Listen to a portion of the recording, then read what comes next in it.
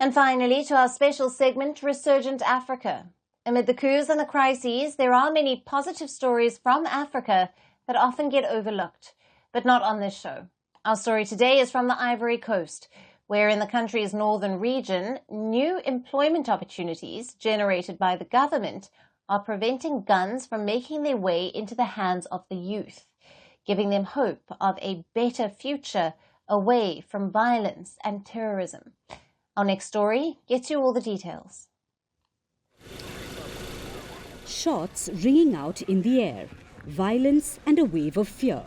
Not so long ago, this is what dominated the lives of people in the Kafolo town in Ivory Coast.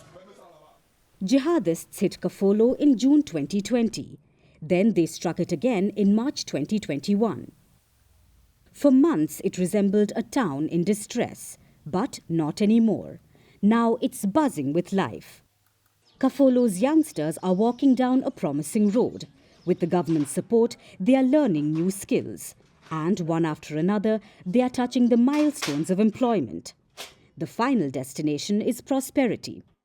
Thanks to Ivory Coast's efforts to boost security on one hand and tackling youth employment on the other, peace is making its much-awaited return to this town. The jihadist groups reigning supreme right across the border in Burkina Faso look defeated on this side. Restaurants, salons and garages have reopened. Locals now go about their business as usual. A secondary school opened in this village just last year. In early 2022, Ivory Coast launched a youth program targeting youngsters in the northern regions bordering Mali and Burkina Faso, where several armed groups operate.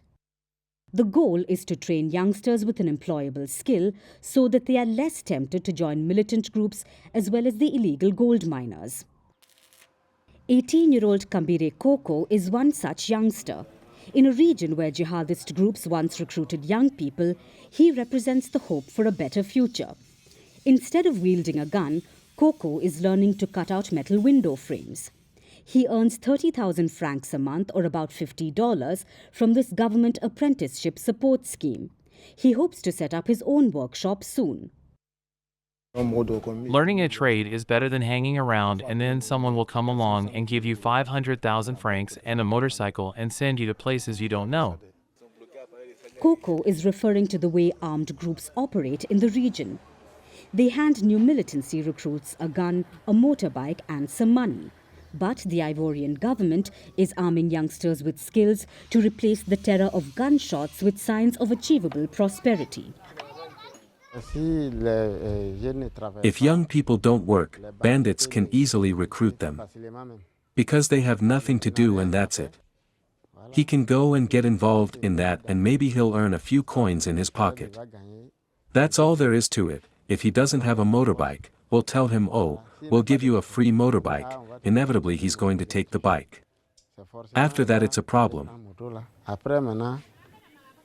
Many in this town have received loans from the government to start their business and to be the creators of their own prosperity.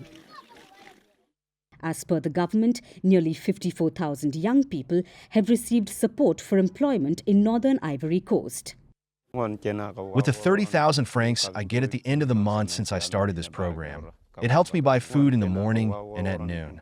It really gives me courage, and in the morning I arrive even before my boss. People in Kafolo say they are no longer afraid of jihadist attacks.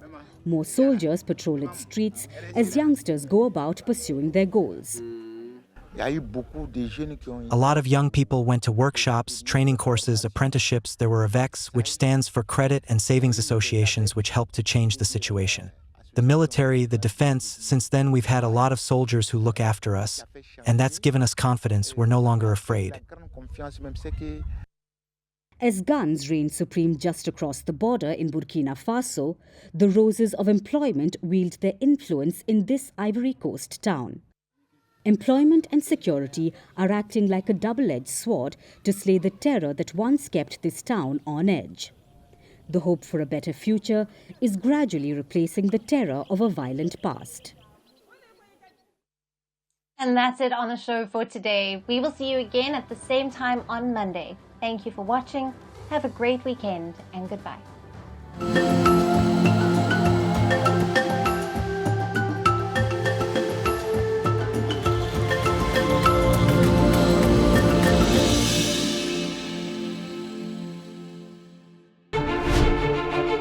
Firstpost decodes the U.S. election.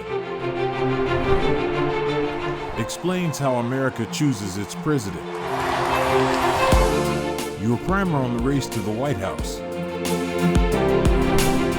Everything you need to know about how America votes and its global implications. U.S. Election Explained. Every Monday and Thursday only on Firstpost.